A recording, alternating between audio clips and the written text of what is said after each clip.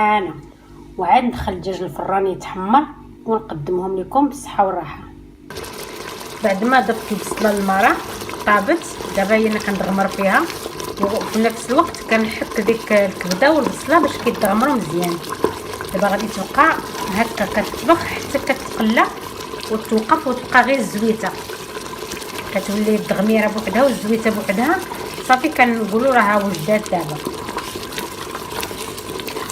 ما نوقفوش عليها بالتحرك وحنا كنحكوا ديك الكبده والبصله.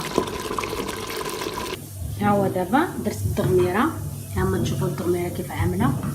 زينت بالزيتون، الزيتون راه ما كيطيبش، حتى كتصبي وعاد كتنزليه. الا بغيتيه يجي يلمع كديري ديك تصفي شويه الزويته هذه وكدوزيه فيها باش كيجي كيلمع. ها نتوما، نتمنى يعجبكم وبالصحه والراحه. راه الدجاج لاله حليمه مالو مثيل.